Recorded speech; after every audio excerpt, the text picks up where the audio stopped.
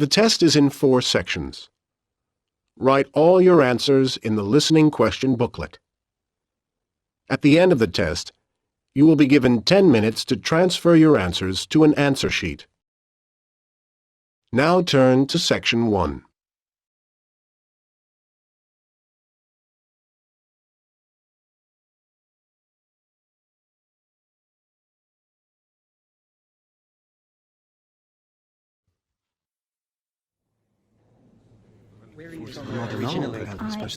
Good morning, everyone, and welcome to the museum.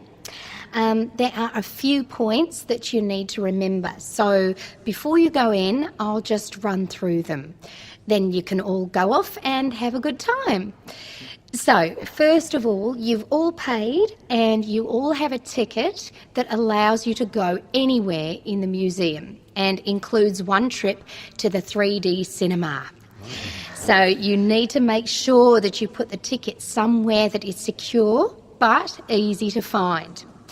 This is partly because you'll need to show it to our staff if you decide to go out at any time.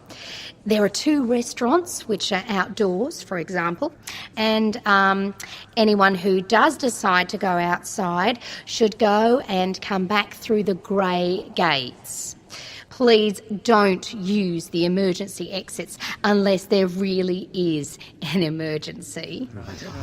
Now, I'm afraid that if you want to take photographs, you have to purchase a permit at the entrance. We don't allow visitors to take photographs of anything in the museum unless they have a permit. If you'd like a picture of you and your friends at any time, just let us know. We have a number of professional photographers who'll take a photo for you. Another thing is that you must keep everything that belongs to you with you all the time. A lot of people will come to the museum during the day. You'll probably be here for most of the day yourselves, so don't lose your wallet. And make sure you don't leave your mobile phone anywhere. It's easily done and we aren't responsible for any losses while you're here. As I mentioned earlier, you can go and see any of the films that are on in the 3D cinema. I'll tell you about those in a minute. There's also a schedule on the back of the museum guide. I suggest you get to the cinema entrance roughly 5 minutes early.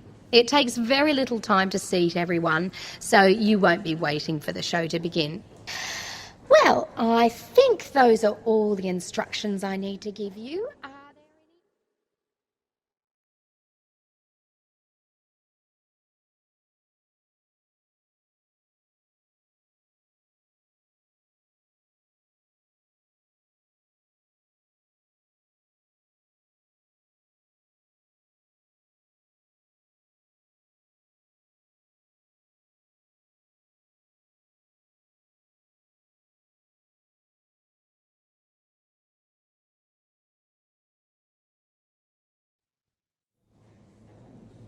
Okay, the films which are on today are being shown at different times.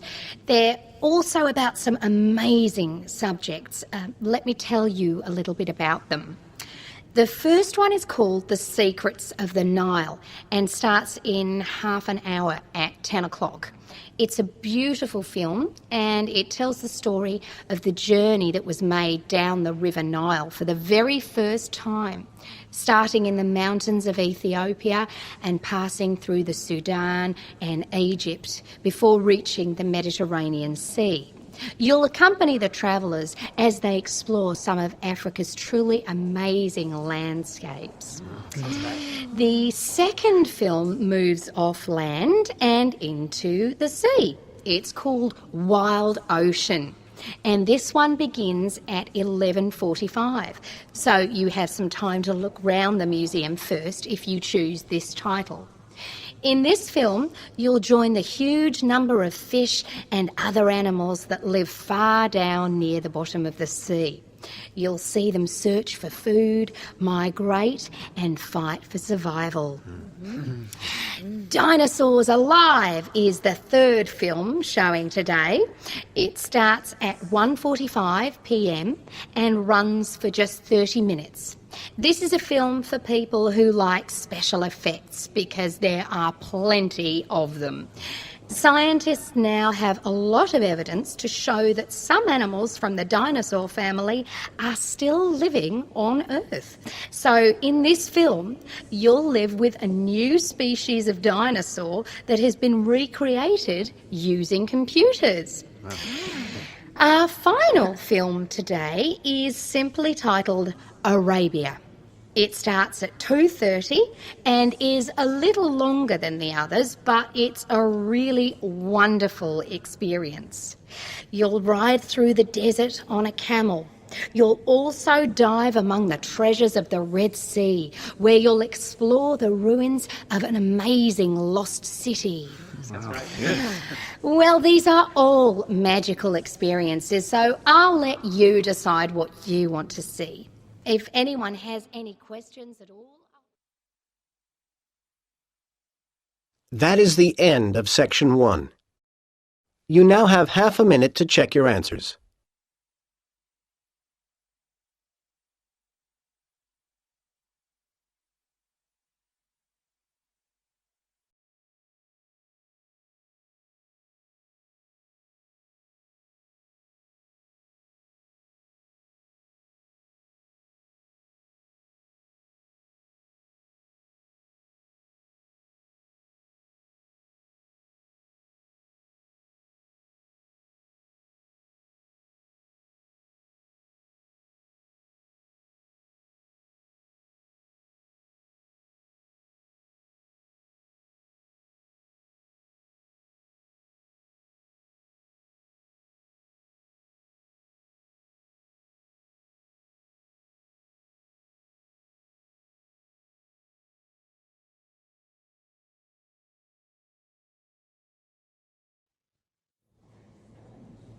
Okay, the films which are on today are being shown at different times. They're also about some amazing subjects. Let me tell you a little bit about them. The first one is called The Secrets of the Nile and starts in half an hour at 10 o'clock. It's a beautiful film and it tells the story of the journey that was made down the River Nile for the very first time, starting in the mountains of Ethiopia and passing through the Sudan and Egypt before reaching the Mediterranean Sea. You'll accompany the travellers as they explore some of Africa's truly amazing landscapes. The second film moves off land and into the sea. It's called Wild Ocean. And this one begins at 11:45. So you have some time to look round the museum first if you choose this title. In this film, you'll join the huge number of fish and other animals that live far down near the bottom of the sea. You'll see them search for food, migrate and fight for survival. Dinosaurs Alive is the third film showing today. It starts at 1:45 p.m. and runs for just 30 minutes. This is a film for people who like special effects because there are plenty of them. Scientists now have a lot of evidence to show that some animals from the dinosaur family are still living on Earth.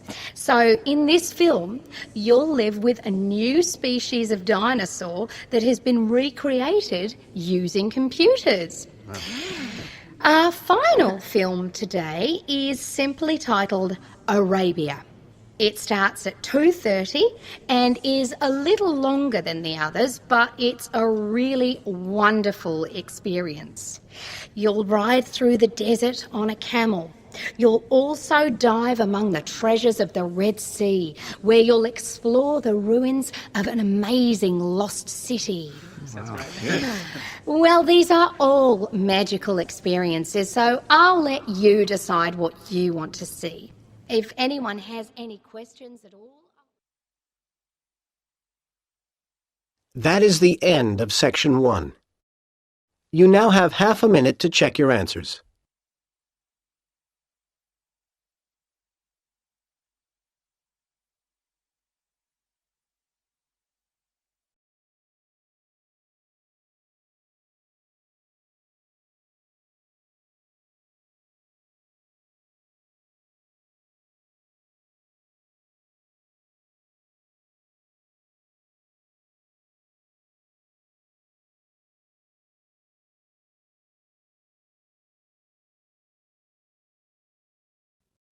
Now turn to Section 2.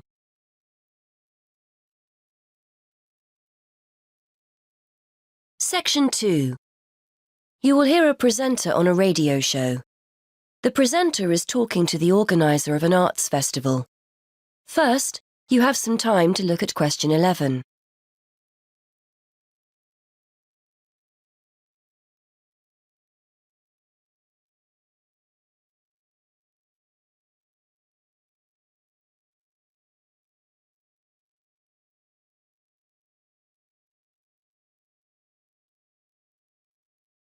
Now listen and answer question 11. Hi again. I'm joined today by Ben Knightley from the Media and Arts Centre. He's here to tell us about the launch of the city's Arts Festival. Hi, Ben. This year has a particular focus, doesn't it? It does, yes. This year we want to encourage more people who would not normally describe themselves as being creative to get involved with some of our many events and workshops. Not simply turning up as spectators, but to get involved themselves, to get their hands dirty, as it were. There's such a wide offering this year that I'm sure we'll have something to suit all tastes. Before you hear more of the radio show, you have some time to look at questions 12 to 13.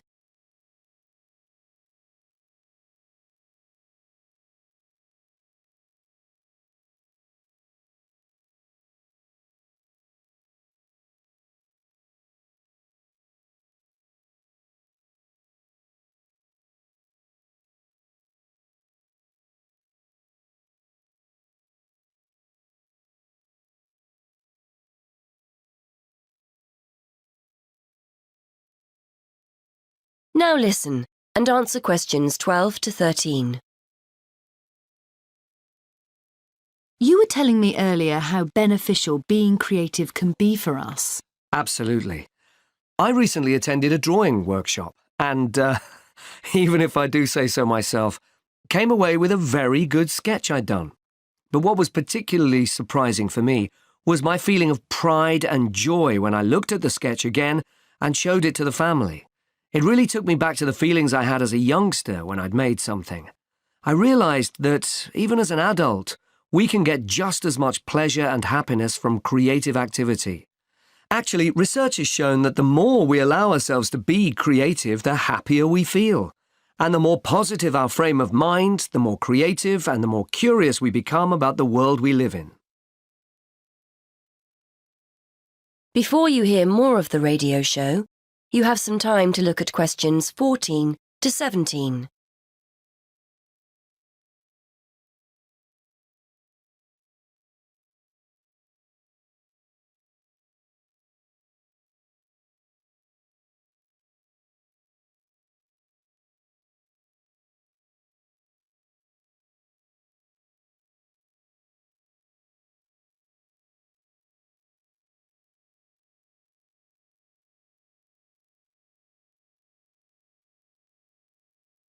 Now listen and answer questions 14 to 17. Well, you've certainly persuaded me. So what kind of events can we look forward to?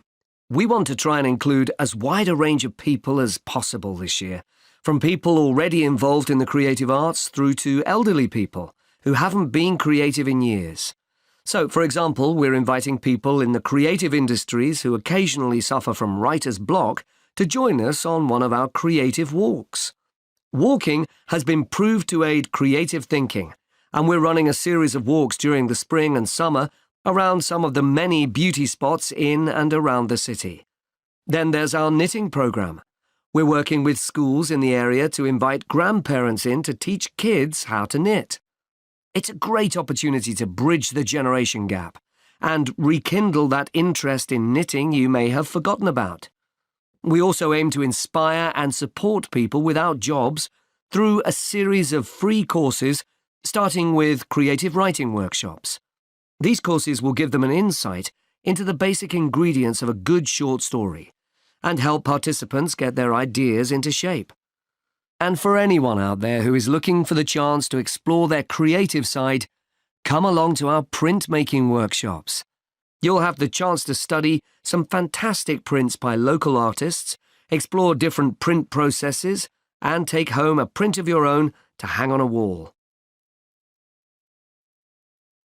Before you hear the rest of the radio show, you have some time to look at questions 18 to 20.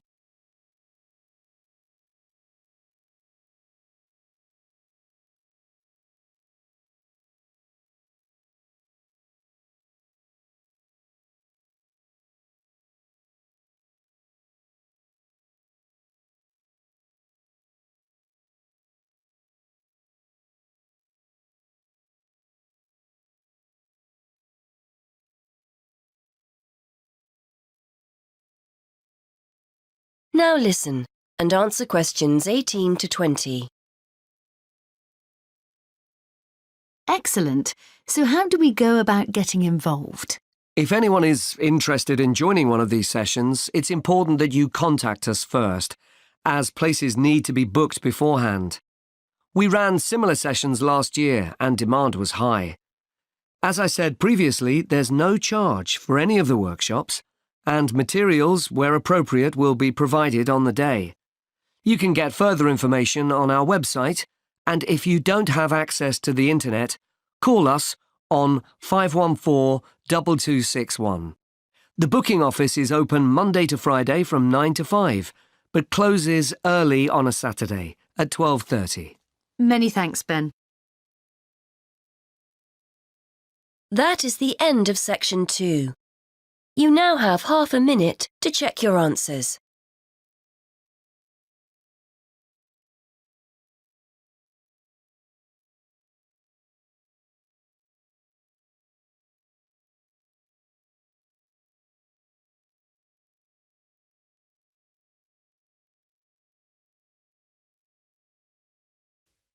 Section 3. You will hear two students, called Richard and Shirley, discussing the information they have collected so far for a group project. First, you will have half a minute to look at questions 21 to 30.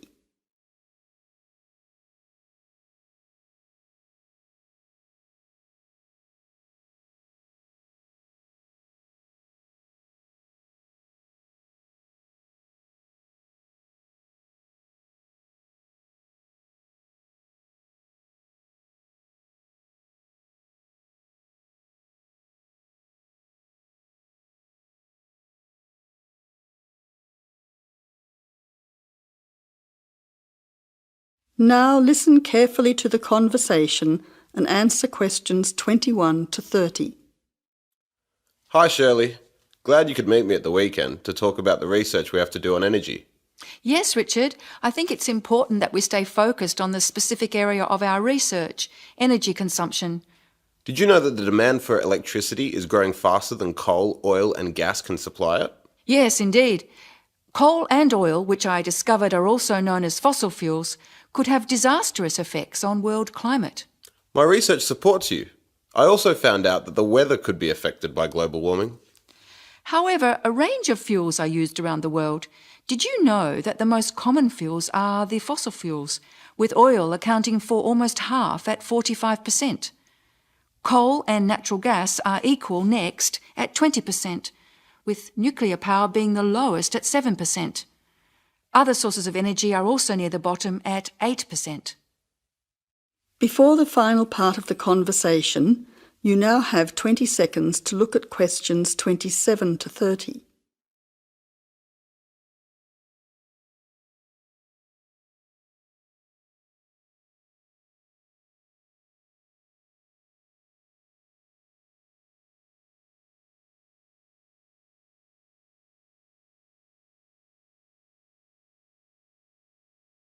Now answer questions 27 to 30.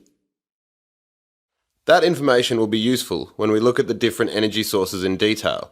We also need to look at the pros and cons of each type of energy.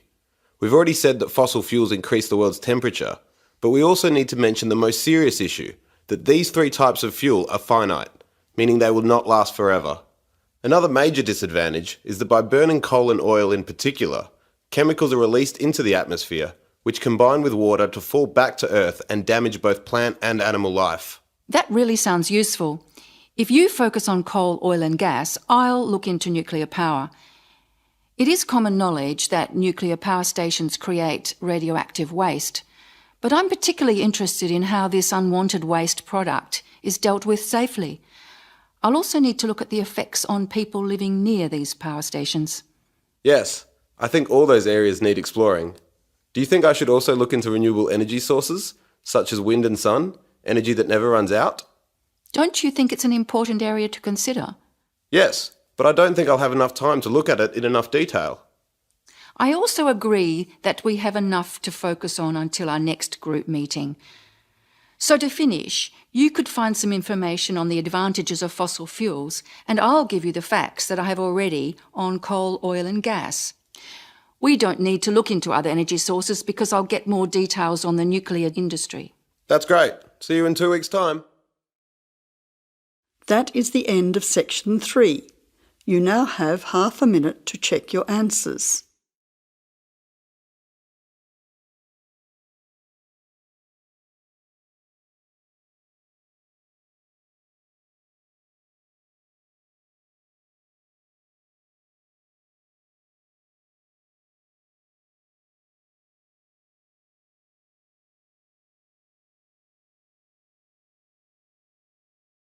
Now listen to the first part of the discussion and answer questions 33 to 35.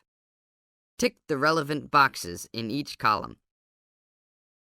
Immigration Minister Philip Ruddock and many of his detractors seem to agree on one issue.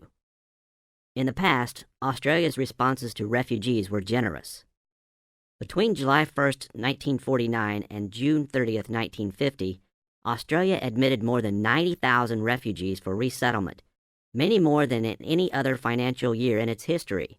An impressive achievement indeed. Who were these people? Almost all of them were Europeans, from countries such as Britain, France, Germany, and Italy. A small minority also came from China. Nearly all of these refugees were displaced persons who were resettled under the auspices of the International Refugee Organization. Most, other than those from China, were actually invited to join an orderly queue to gain admission to Australia.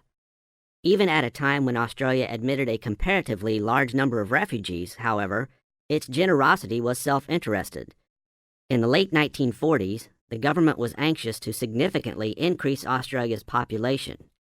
Only when it could not procure a sufficient number of British immigrants did it turn to refugees, mostly European refugees. This became clear when Australia refused refugees from many third world nations such as Nigeria, Thailand, and India. While things are a lot different now, the history of resettlement in Australia has not always been so interracial. Now look at questions 36 to 40.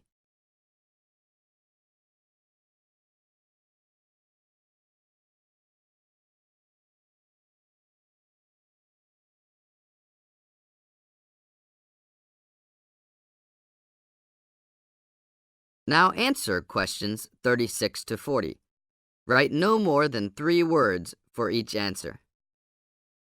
Australians have historically responded to suffering in faraway places with compassion because of 2 factors: previous governments and the belief that Australians like to give others a fair go.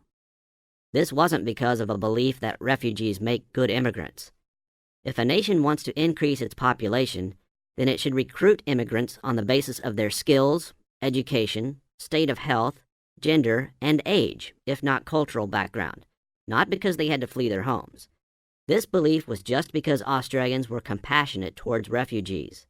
And refugees have consistently totaled 36% of total immigrants to Australia. In the founding years of this nation, that percentage was much higher.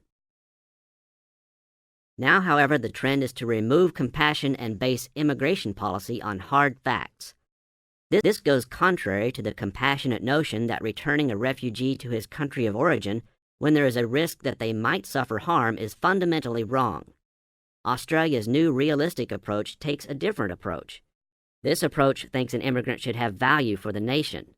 If he or she does not, then they are returned to their homeland. The negative side of this policy was seen recently when a stowaway from the Middle East was returned to his homeland. That government promptly had him executed. Whether or not this Iranian would have made a good immigrant should not have come into the equation. This new conservative policy is tarnishing Australia's reputation overseas.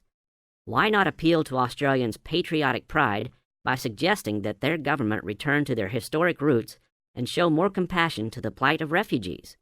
This would also perpetuate the idea that the reputation of